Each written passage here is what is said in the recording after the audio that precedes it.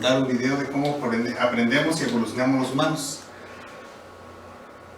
En la primera diapositiva que vamos a ver ahorita, avanzamos,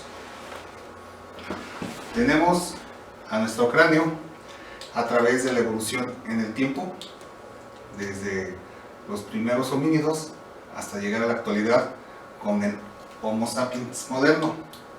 La característica de este cráneo es de que la capacidad craneal va aumentando, va incrementando en volumen y sobre todo va incrementando su crecimiento hacia el frente en la parte frontal. Como aquí veremos, está muy horizontal, va aumentando y se va acomodando de manera vertical hasta llegar a ser más amplia en la parte de la frente. ¿Avanzamos? Bien. Ahora tenemos en esta diapositiva diferentes tipos de cerebros.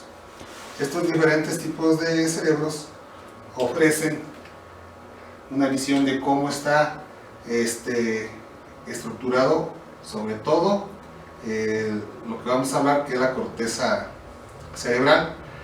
Es tan amplia que tenemos aproximadamente un metro de tela cuadrado de, si fuéramos puesto la corteza cerebral en una tela, aproximadamente es un metro cuadrado que tenemos de corteza cerebral. Al incrementarse la corteza cerebral, se pliega la corteza y a la parte que tenemos por arriba se le llama esquiro, y a la parte que está sumida, que viene siendo el pliegue, se le llama surco. Entonces miren, aquí tenemos de un roedor, de un gato, de un chimpancé, aquí tenemos el de un delfín y aquí tenemos un cerebro humano. En complejidad, el del delfín es muy parecido al del humano. Avanzamos. Continuando en el conocimiento de la estructura del cerebro, para su entendimiento lo vamos a dividir en tres partes, conocido como el cerebro reptiliano, que viene siendo acá donde está la amígdala y el lóbulo basal, el cerebro mamífero, que es un poco más amplio, incrementa también aquí en la parte amigdalar, y lo que vamos hablando del cerebro humano, que es la parte superior del cerebro. Y aquí tenemos una imagen del lóbulo frontal que les venía diciendo, que es el que ha evolucionado más y que es donde se tienen los pensamientos racionales por las tomografías que se han hecho. Avanzamos. Bien. Para entender, el cerebro es una estructura compleja, no trabaja por partes. Para su entendimiento se divide en partes, el reptiliano, el mamífero y el humano, pero trabaja todo conjuntamente. A esta facilidad que tiene el cerebro para trabajar en toda su estructura se le llama plasticidad. Y vamos a entender primero en qué consiste esta parte que se llama amígdala. Este ganglio es donde tenemos las emociones, es el estímulo-respuesta. Gran parte de nuestro trabajo, cuando trabajamos con un paradigma conductual, se trabaja con esto, estímulo-respuesta, que después se va almacenando en esta parte, que es donde le llamamos el hipocampo, los recuerdos más profundos y de larga duración. En esta área se trabaja, por eso el área reptiliana, pero trabaja muy poco la parte consciente, que es la parte frontal, y la corteza cerebral. Para tener aprendizajes significativos, que es lo que nos debe interesar a nosotros, debemos activar esta parte, la parte superior del cerebro, que es la corteza cerebral, y por ende llegar a dar los aprendizajes permanentes acá. Entonces, para esto tendríamos que trabajar con el constructivismo en sus diferentes modalidades, que es el humanismo, la psicogenética, la psicopedagogía social y el cognitivismo. ¿Avanzamos? Bien, las diferentes áreas. Aquí tenemos un corte de la parte profunda del cerebro, que esta parte viene siendo el cerebro mamífero y el cerebro reptiliano, con la amígdala y el hipocampo. Aquí lo tenemos. En esta parte se guardan los recuerdos. Si son buenos, los recordamos como estímulos agradables, y son desagradables o malos, nos dan repulsión o nos dan terror. El ejemplo es cuando tenemos una mala experiencia con un animal, vamos a llamar un perro, que nos trata de morder.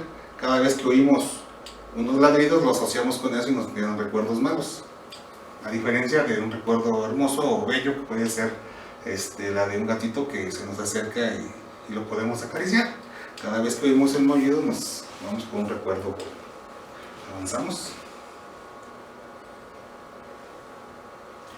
En esta estructura podemos detectar que además de todo lo que es el cerebro, tenemos el cerebelo, el tronco raquídeo y lo cuando empieza después la médula espinal.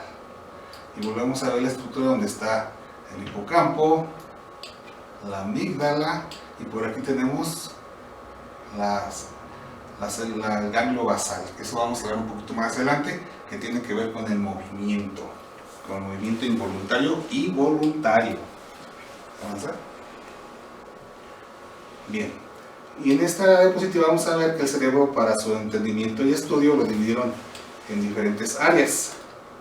Tenemos el área frontal, parietal, el lóbulo occipital y el lóbulo temporal. Frontal, pues es el que hemos venido, que ha evolucionado en los humanos.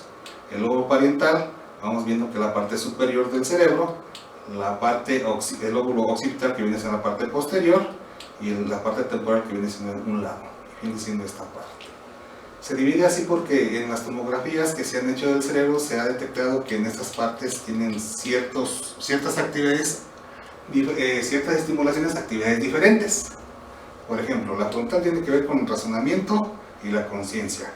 La parietal tiene que ver con el movimiento y también tiene que ver, se asocian, como les he dicho, con la parte occipital, que es con la de la visión y el habla. Van muy relacionadas. Y esta parte, la temporal, que tiene que ver con la audición y demás cosas. Bien, miren, esta parte es muy interesante para las cosas de las vías motoras.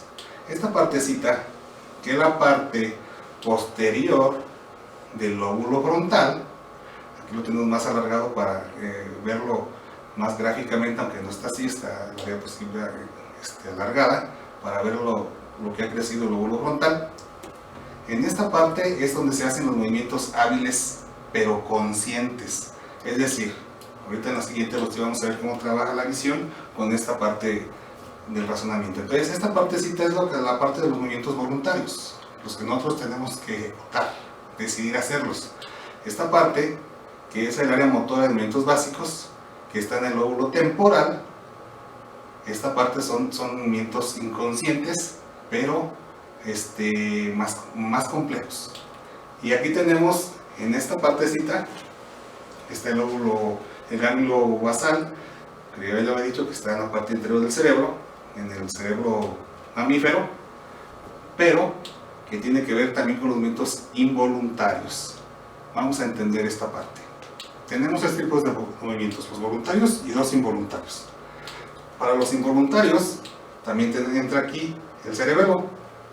En los involuntarios, primero trabaja del lóbulo parietal, baja al cerebelo, después de aquí sube al ganglio basal, y el ganglio basal lo descifra más. Y si aún así tenemos un movimiento que va a ser de tipo voluntario, el movimiento viene de aquí hacia abajo y de aquí hacia arriba. Entonces son tres. Primero, que es el consciente es mínimo, y dos que son inconscientes pero más amplios, y el más amplio es el que se junta con el lóbulo parietal y el cerebelo y llega al ganglio basal. El ganglio basal tiene los movimientos, es el que decide qué tipo de movimiento es, qué velocidad y cómo ejecutar. Y en esta parte del cerebelo se hace la designación de cómo lo vamos a trabajar. Bien, avanzamos. Ahora, después de eso, ya tenemos aquí un movimiento. Si es voluntario, entra por la visión, llega al occipital, sube al parietal, llega a la corteza prefrontal o parte posterior de la frontal, donde se decide qué hacer, baja por el lóbulo basal, llega al tronco raquídeo conjuntamente con el cerebelo y se ejecuta. Las otras dos vías, que les hablaba que eran inconscientes, tienen que ver